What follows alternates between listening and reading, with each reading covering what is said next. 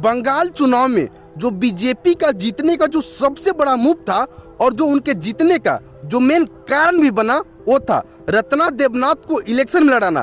क्योंकि जो RG Kar medical college में जो रेप केस हुआ था, जो डॉक्टर मोनिता राय को जो दरिंदा ने नोचा था, उसी लड़की का रत्ना देवनाथ उनकी माता जी थी। पहले बीजेपी उनके पास जाता है, उनसे सिफारिश करता है कि आप इलेक्शन लड़िए। पहले वो खूब सोची होंगी कि हमें लड़ना चाहिए कि नहीं लड़ना चाहिए। बाद में वो सोची होंगी कि ऐसे बैठकर कुछ नहीं होगा। अगर मैं गवर्नमेंट में आती हूँ, अगर मैं जीत जाती हूँ तो मैं ज्यादा कुछ कर पाऊँ चाहे ना कर पाऊँ, अपनी बेटी के साथ साथ जितना भी बंगाल में रेप केस हुआ है उन सभी लोगों को, उन सभी लड़कियों को, उनके घर वालों को मैं इंसाफ दिला पाऊंगी। और इसी के साथ साथ आगे अगर कोई भी दरिंदा किसी भी लड़की के साथ अगर छेड़खानी भी करता है तो मैं उसके लिए सख्त से सख्त सजा दिला पाऊंगी।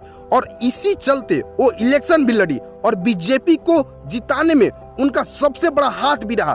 क्योंकि आपको याद है ना, बंगाल में लगातार रेप पर रेप हो रहा था और जब वहां के सीएम ममता बनर्जी से जब सवाल किया जा रहा था तो वो बोलती थी कि शाम 6 बजे के बाद लड़कियों को बाहर निकलने कौन बोला था।